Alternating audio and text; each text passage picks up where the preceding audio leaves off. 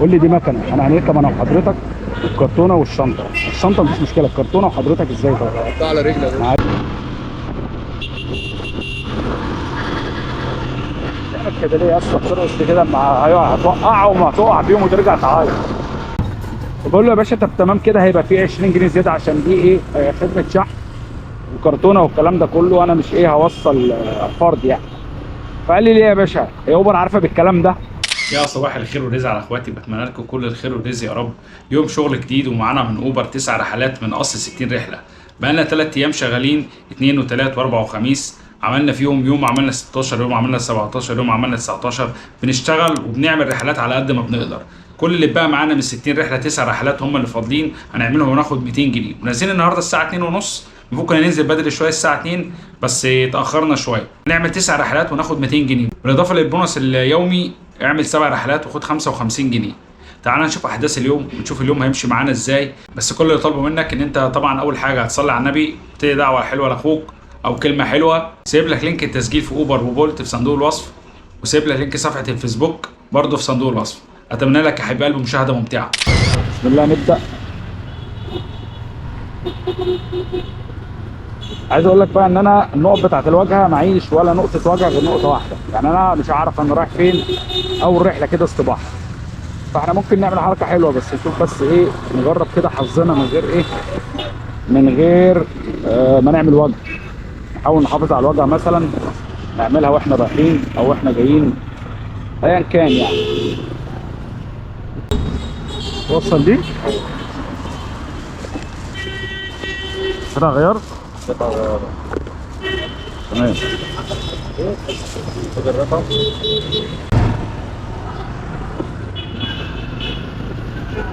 استلمنا قطعه غيار ورايحه ارض اللواء. اول اوردر انا بصراحه مش عايز اكنسله، يعني انا اول اوردر مش عايز اكنسله، وفي نفس الوقت مش عايز اعمل مشكله ومش عايز اطلب زياده عشان الاوردر مش مستاهل.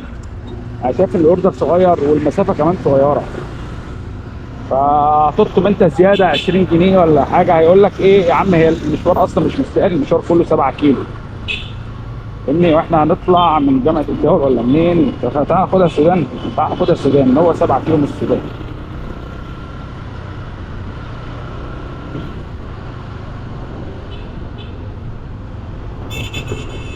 انا في مره كان واحد بقول له يا باشا 20 جنيه زياده، فقال لي ليه؟ يعني هو بيكلمني بيقول لي يا باشا انت هتوصل كرتونه فيها ايه؟ فيها زي ادوات سباكه وحته كام قطعه سيراميك. فانا اول ما سمعت سيراميك عرفت ان هي هتبقى حموله، وكان المشوار 12 كيلو. انت بقى بتقول لي كرتونه فيها كام قطعه سباكه وكم مش عارف كم وحده سيراميك. فمبدئيا كده حاجه ادوات السيراميك تبقى تقيله جدا، تقيله، مش اللي هو مثلا ايه هتاخد كام سيراميكا عينه، لا ده بقول لي كام واحده، يعني فاهم؟ هتروح تلاقي بقى ايه، ممكن يديك كرتونه ولا نص كرتونه ولا حاجه. فطبعا كرتونه تقيله وكمان ادوات سباكه تاني، فطبعا كرتونه تقيله. انت بتحكي في ايه يا عم؟ بقول له يا باشا طب تمام كده، هيبقى فيه 20 جنيه زياده عشان دي ايه خدمه شحن وكرتونه والكلام ده كله، انا مش هوصل فرد يعني. فقال لي ليه يا باشا؟ هي اوبر عارفه بالكلام ده؟ انا من باب قلت له يا باشا حقك عليا، انا اسف، السلام عليكم، خارج. رحت مكنسل له الرحله. يا باشا انت بتشغل دماغك، انت بتشغل دماغك يا باشا، وبدل ما بتطلب اندرايف توصيل او اوبر توصيل بتطلب اندرايف او اوبر افراد، فاهمني؟ عشان عارف ان سعرها اقل. انت عارف ان سعر الافراد اقل من سعر التوصيل، فما تجيش بقى تشغل دماغك وتعطلني. ما انا برضو انا دلوقتي هاخد الحاجه واداني رقم العميل، كلمه يا باشا اكد عليه. طب ما انا هكلمه واقف واكلمه، كل ده وقت ورصيد بيضيع، واروح هناك نفس الكلام. لكن عكس ما انت هتاخد فرد، انزل يا باشا، اركب يا باشا، ننزل حسبته، اتكلت انت على الله وهو اتكل على الله والموضوع خلص. فما تجيش انت بقى تكترني وتقول لي خد بقى يا باشا وصل سيراميك وادوات سباكه وتشيلني مش عارف كراتين، وخد دي شنطه علقها في الجدون، ودي خد دي على كتفك وخد دي على رجلك. ايه يا عم في ايه؟ انت هتشتريني يا عم بال 50 جنيه ولا ب 30 40 جنيه اللي بتقدمهم؟ بس ارجع اقول لك اللي عامله فينا كده اوبر. اوبر بنزلها الاسعار جامد جدا، يعني هي بتعوضك انت بالبونص، لكن العميل شايفه ان الاسعار اقل من اي برنامج تاني. يعني انا جيت في مره حبيت اعمل تجربه كده، فدخلت على برنامج اوبر طلبت رحله، لقيت الرحله عامله 23 جنيه، 5 كيلو عامله 23 جنيه. فدخلت طلبتها على دي، يعني دخلت طلبتها كعميل كان اللي هركب، لقيت نفس الرحله 5 كيلو عامله على دي 35 جنيه. لقيتها على اندرايف عامله 31 جنيه او 30 جنيه. شايف فرق السعر؟ 23 جنيه و5 اوبر، 23 جنيه اوبر و35 جنيه دي و30 جنيه اندرايف ولا 31 جنيه. فرق السعر رهيب. فطبعا الناس دلوقتي بقت تقول لك لا يا عم انا هطلب اوبر اديله الشنطه او اديله، تعرف انا لما تلاقي حاجه خفيفه زي كده ما عنديش مشكله يا عم علقها في الجدول احطها في الشنطه مفيش مشكله. انما انت تيجي تديني كرتونه كبيره يقول لي حمل يا باشا وشيل وروح ودي وقف واستنى العميل كمان تقول لي اطلع له. في بقى عملاء بتريح. يعني انا في مره قابلت رحله، استنى اشوف الرحله اللي بترن دي، في رحله بترن اهي بيني وبينه كيلو، بس انا لسه بيني وبين المشوار ده 4 كيلو، فهل ده هيستنانا؟ الله اعلم. تقول لك بقى في عملاء بقى ايه، العميل بقى اللي هو ايه النزيه، العميل اللي ما بيحبش يرغي كتير وما بيحبش يهري كتير، اللي بيقدرك. بمعنى ايه؟ رحت جت رحله على اوبر قبلتها، اول ما قابلتها لقيت عميل بيكلمني، السلام عليكم ازيك يا ابو حميد عامل ايه اخبارك؟ كل سنه وانت طيب يا رب تكون بخير. قلت له الله يبارك لك يا فندم شكرا جدا، معاك دكتور فلان الفلاني. قلت له اهلا وسهلا بحضرتك. قال لي بص يا ابو حميد حضرتك هتروح المكان ده محدده عند كشك، هتلاقي ظرف هناك فيه ورق، هتاخد الظرف ده، كان ساعتها في منشيه ناصر، هتاخد الظرف دوت من منشيه ناصر من الكشك تمام، وتدي له اماره كذا كذا، وهتروح هناك تاخده وخلاص سلامته، هتتوجه بيه على شارع على كوبري الجامعه، المبنى اللي قدام حديقه الحيوان اللي هو البنك الاهلي اللي هناك، هتطلع تسلمه. قلت له اطلع فين؟ قال لي اهدى بس ثواني بس اتقل عليا استنى. حاضر. قال لي ما تقلقش من اي حاجه، سيبك من سعر البرنامج اللي هو حاطه. قلت له يا باشا امين. قال لي هتطلع تسلمه في الدور الثامن وتقول له ده جاي من طرف الدكتور كذا كذا، وهتاخد منه وصل تبعته لي على الواتس بس كده. قال لي بس. قلت له يا باشا طب هتعمل ايه؟ قال لي يا باشا ما تقلقش. قلت له يا باشا امين ما اقلقش. تمام. هنطلع الحته دي ولا طلعت طلعت. قلت له يا باشا امين اروح. رحت يا باشا خدت الظرف وطلعت الدور الثامن، سالت على الموظف انا رايح له، تمام جاي من طرف فلان الفلاني، تمام اتفضل. اداني الوصل وصورته له على الواتساب، رحت بعته له، نزلت قال لي عندك تليفون كاش؟ قلت له ابعت لي الرقم، بعت له الرقم لقيته من نفسه تمام. قال لي يا ابو حميد ايه البرنامج عامل كام؟ قلت له البرنامج عامل 35 جنيه تمام. قال لي يا باشا طب انت تبقى راضي بايه؟ قلت له يا باشا انت تشوف. قال لي لا قول لي انت تبقى راضي بكام. قال لي انا هحول لك 50 جنيه زياده، اقول لك خليها 100 جنيه مقفوله. قلت له يا باشا وانا مش هكسر لك كلامك. تمام امين. راح محول ال 100 جنيه، قفلت الرحله، اديته 5 نجوم واداني 5 نجوم وخد رقمي وكلمني من يومين على امل ان انا اوصل له اوردر تاني، بس انا ساعتها ما كنتش شغال.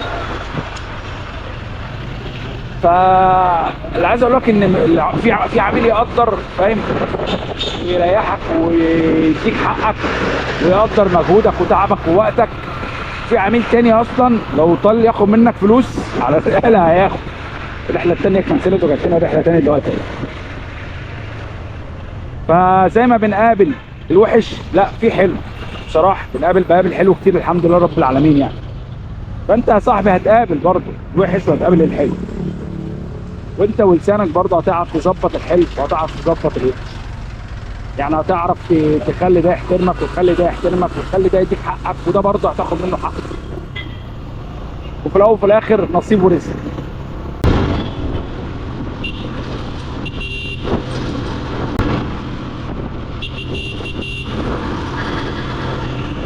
كده ليه يا اسطى بترقص كده؟ مع ايوه هتوقع وما تقع بيهم وترجع تعيط. طيب انا وصلت عند سيد عباس وحسين عباس. السلام عليكم. انا وهو ده. اتفضل. شبك كام يا احمد؟ 43 يا حاج. 43. متشكرين.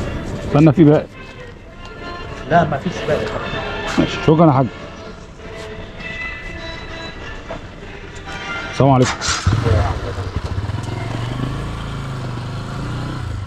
انا رحله تاني بس انا مش عارف انت رايح فين.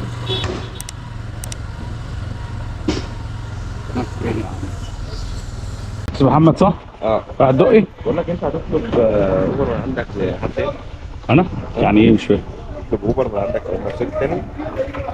لا مش فاهمك معلش. موتوسيكل تاني. لا مش معايا مش معايا الخاصيه دي. معايا برنامج العميل. انت فاهمني؟ عبد الله.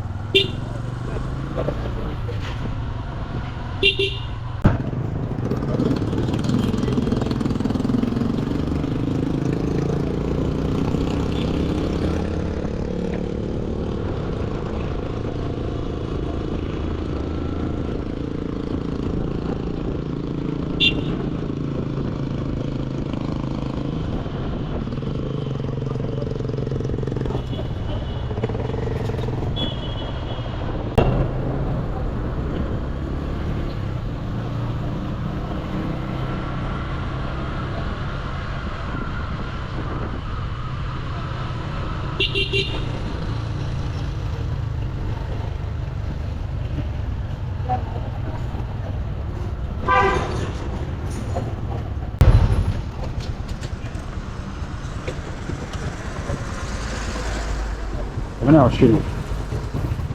مش فاكر شو.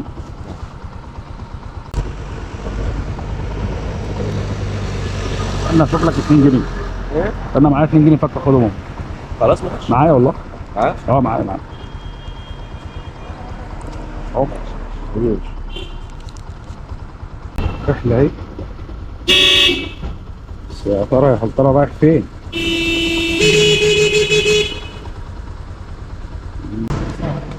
السلام ورحمة الله وبركاته. استاذ محمد رايح فندق فور سيزون في جاردن سيتي صح؟ توكلنا على الله.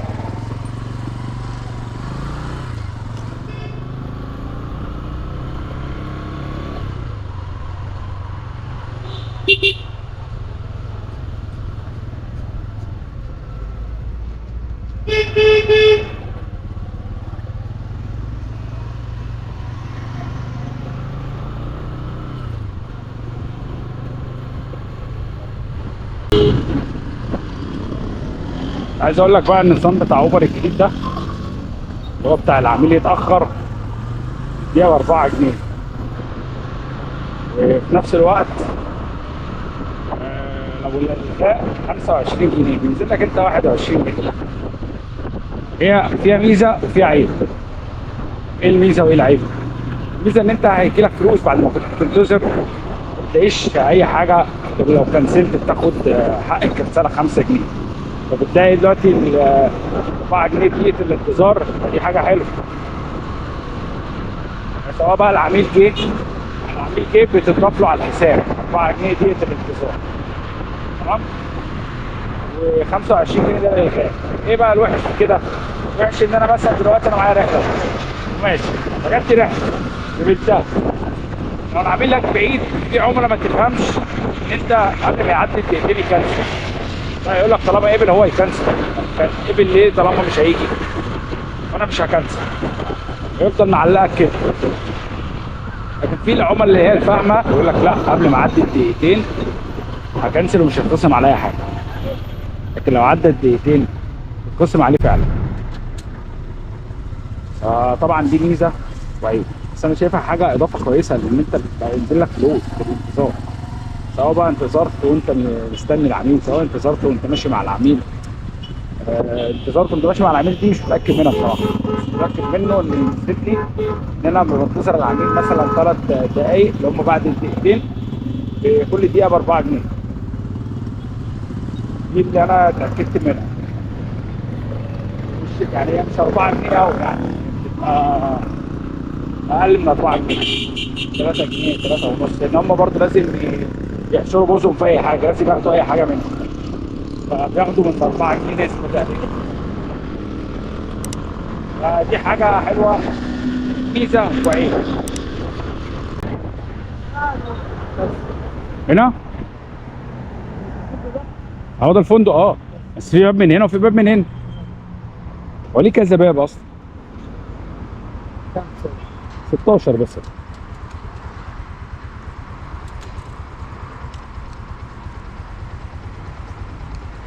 بص لو ما فيش جنيه فك خلاص هات ال 15، هاتهم ماشي.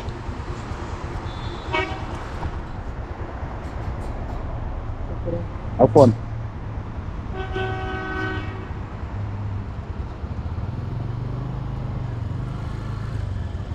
برضه نفس القصه 3 كيلو او كنسل الحمد لله. لسه اقول لك طب ليه ده؟ بص ده بقى اتخصم عليه رسوم الغاء، زي ما كنت لسه بقول لك اتخصم عليه رسوم الغاء. ليه؟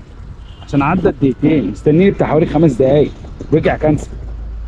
القاهره الجديده لا، اسمه اول القاهره الجديده، والكنسله دلوقتي بقت 21 جنيه.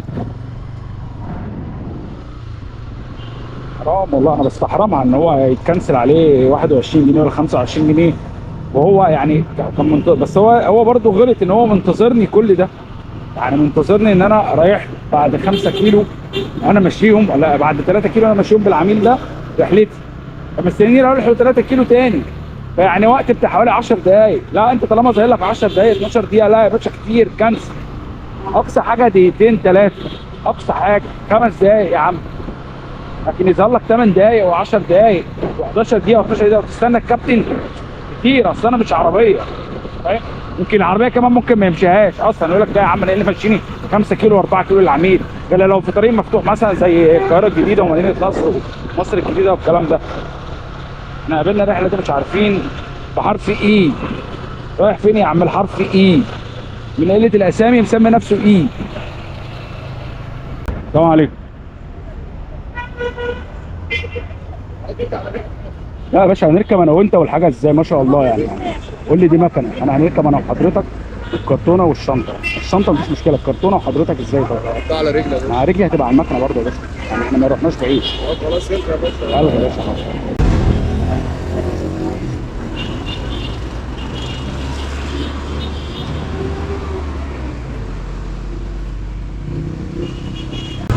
ما شاء الله كرتونه، يعني كرتونه حطها على رجلي، حطها على رجلك. طب يعني يعني انت حطها على رجلك فهي برضه على المكنه، يعني هي برضه على ايه بقى؟ برضه على المكنه، يعني انت حطها على رجلك هتبقى محطوطه في الشارع، حطها على المكنه يا باشا. تقدرني ليه؟ يا حول ولا قوه الا بالله على الناس، يا لهوي على تشغيل الدماغ اللي الواحد بيقابله، يا لهوي على تشغيل الدماغ. راح العباسيه، يعني ما عنديش مشكله، انا كنت اوديه العباسيه والله، بس لو لحاله معاه شنطته العاديه الخفيفه، شنطه ايد بتاعتك يا عم، لكن مش انت وشنطه وكرتونه، وانت حجمك ما شاء الله مش صغير يعني. والله العظيم اقسم بالله الواحد بيقابل حاجات، ربنا يا رب يلطف فينا يا رب، والله ربنا يلطف فينا. تمام، السلام عليكم. تمام، رايح الزمالك صح؟ ايوه في جنوب لو سمحت. اتفضل.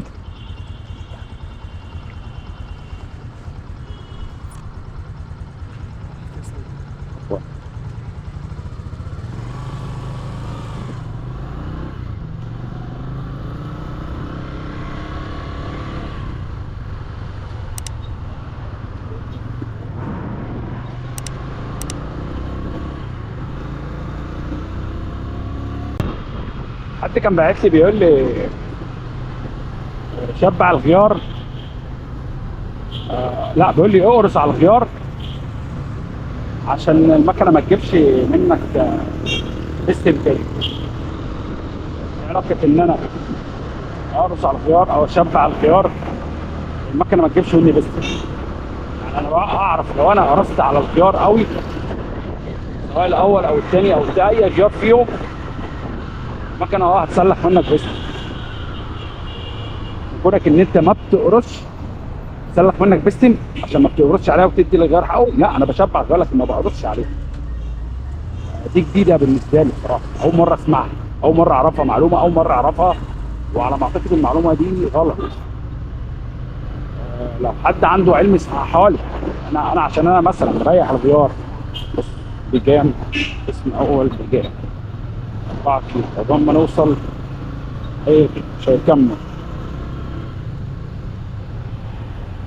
اللي انا اعرفه ان انا لو قرصت معنى ان انا بحرق خيار يبقى اخره خالص لغايه لما اسمع صوت المكنه بينقع كده زي ما بيقولوا. المكنه وش هتجيب بس. كون ان انا بريح الغيار بشبع الغيار بس بريحه وما بقرصش عليه. زي مثلا هو انا ماشي على التاني فباجي عند 20 مثلا انا مش بقيسها، انا بحسسها ان انا عشان عارف مكانتي بحسسها اهو. التالت باجي عند 40 اهو خلاص المكنه بعد 40 هتبص فيها لا تشحر. ليه؟ فاهمني؟ اهو الرابع قبل ال 60 بكون انا ناقل ان انا كده ما بعديش المكنه ال 70 من ساعه ما عملت نص عمر. فالمعلومه دي صح ولا غلط انا بصراحه مش متاكد منها، بس انا على ما اعتقد انها غلط. كنيسه عمرانيه على حسب بقى نوع الكنيسه ولا لا. شوف كده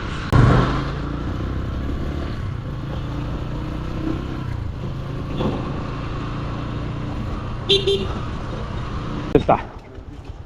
Outside that size. حبيبي شكرا. فيها رحلة فيها الكنيسة ده. أنا بصراحة مش هروح الكنيسة، لا هو كنسلها ورجع طلبها تاني وأنا قبلتها. هو راجل كنسل فاحنا نكنسلها له. أنا مش هروح الكنيسة بصراحة. أنا هروح العمرانية مفيش مشكلة عادي، مش عايز أروح الكنيسة. اروح العمرانيه 31 اروح خاتم المرسلين اروح كرسه مفيش مشكله. الرحله دي رايحه الساحل، رايح ساحل رود الفرج.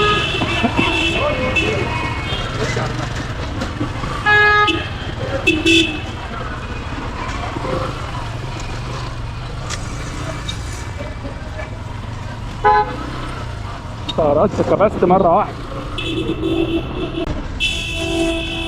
السلام عليكم. راح عند مستشفى الساحل.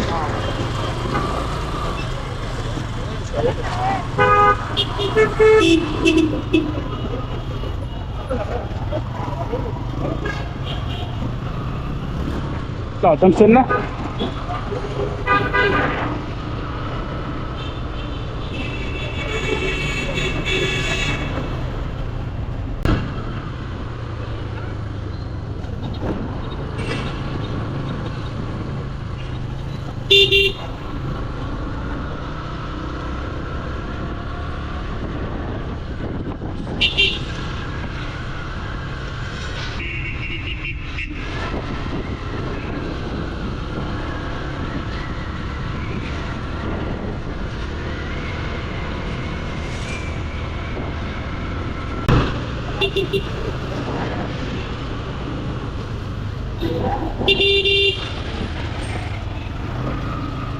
شارة طب شارة.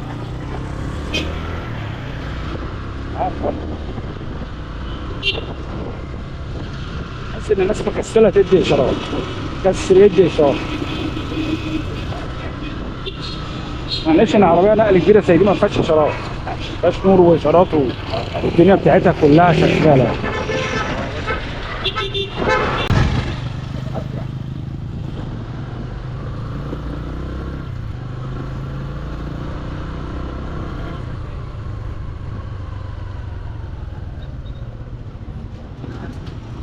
عفوا بيزا هي صح؟ ايه؟ بيزا؟ تمام. عفوا اكتب يا عم.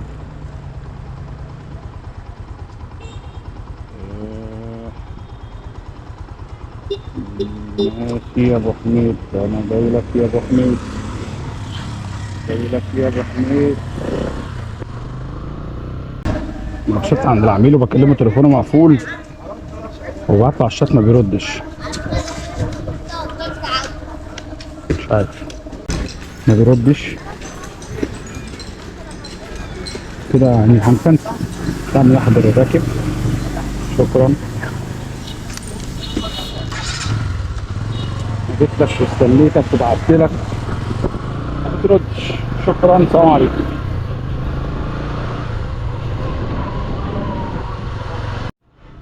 رايح لميدان سفنكس.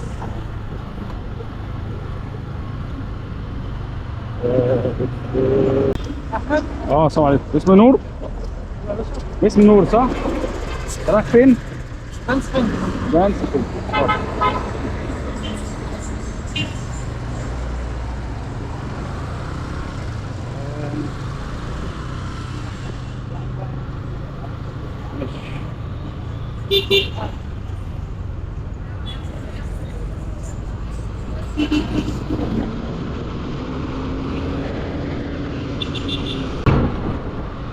بص المشوار اللي فات لما العميل كنسل لنا الرحله نزل لنا 21 جنيه. نحمل على العميل 25 جنيه، يعني اوبر بتاخد 3 جنيه ونص، تديك انت 21 ونص. بص 21 ونص.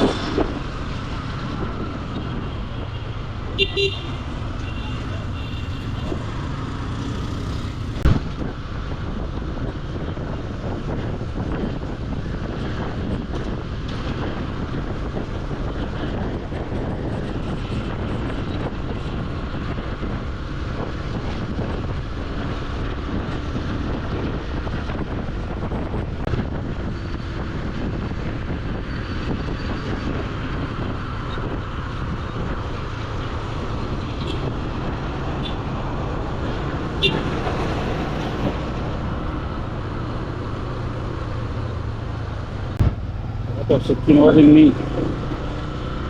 حلو حلو.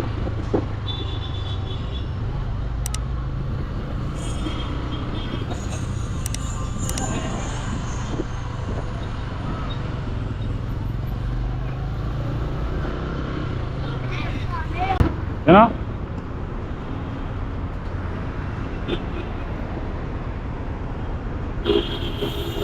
44.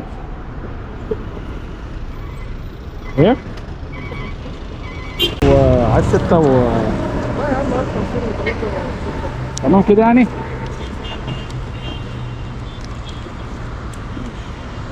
ماشي يعني. شكرا يا عم.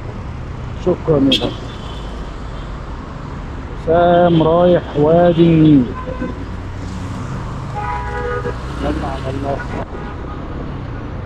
السلام عليكم. اسمه حسام؟ تمام. رايح فين يا باشا؟ وادي النيل؟ ايه؟ شارع وادي النيل هنا؟ وادي النيل. اتفضل.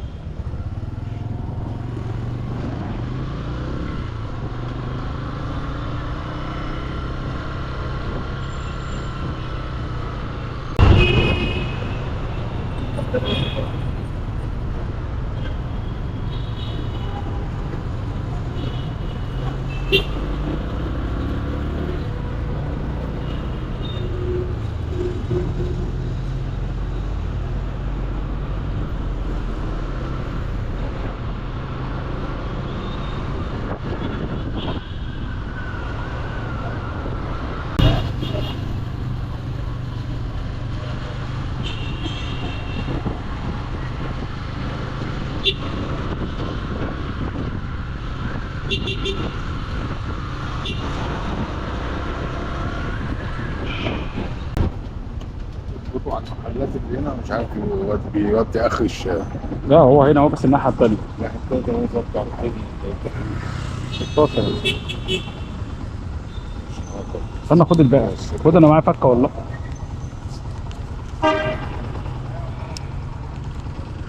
نصعب على العملاء. 16 جنيه بس رحلة صغيرة عن 2 كيلو. الحمد لله بفضل الله خلصنا على خير. عملنا 9 رحلات. بص البونص يديك رحلتين ب 20 جنيه. فتح رحلتين تاني ب 45 جنيه. بس انا بقالي 3 ايام 2 و3 و4 واخد الشغل دايركت فاهم. بنزل اعمل 16 و17 و18 رحله و19 رحله كل يوم يعني زي ما بتيجي معايا، يوم اعمل 16، يوم اعمل 17، يوم اعمل 19. فخلصت ال 50 رحله في 3 ايام. كان فاضل لي، كان خلصت 51 رحله كمان في 3 ايام. كان فاضل لي 9 رحلات، نزلت النهارده عملتهم الحمد لله. خدت عليهم 200 جنيه بالاضافه للبونص اليومي اللي هو 55 جنيه و20 جنيه ب 75 جنيه. ده بونص يومي. بونص اسبوعي 200 جنيه يبقى 275 ده بونص، وفلوس الرحلات اللي هي الباقيه. يبقى كل الحساب كده 561 جنيه. فقد ايه وقت؟ من الساعه 2:30 ودلوقتي الساعه 5:30 اهي. 5:30 بالظبط، يعني في حوالي 3 ساعات. بفضل الله ده كان شغلنا النهارده وده كان يومنا النهارده. انا بالنسبه لي يوم الخميس دوت بيبقى يوم كده لذيذ، نص يوم. ليه؟ ببقى مخلص فيه، ببقى مخلص شغل اصلا في ال3 ايام اللي قبليه، وضغط نفسي وبنزل بدري الصبح. وبخلص بدري اي نعم، بس بخلص هلكان. انا بعمل 16 و17 رحله. ممكن كمان بتبقى منهم رحلات كبيره، فبتعب الحمد لله بفضل الله. بس ربنا على قد تعبي ده ربنا بيكرمني بفضل الله. فلو وصلت معايا لغايه هنا اتمنى ان انت تكون الفيديو عجبك، واتمنى ان انت تكون صليت على النبي وعملت لايك. ولو عندك اي استفسار او اي كومنت اكتبه لي وان شاء الله ارد عليك. سيب لك لينك التسجيل في اوبر وبولت صندوق الوصف، ولينك صفحه الفيسبوك. اتمنى تعمل متابعه، لما تعمل لايك، اي كلمه حلوه، جمله حلوه، دعوه حلوه، اي حاجه منك حلوه. اسيبكم في رعايه الله وامنه. سلام.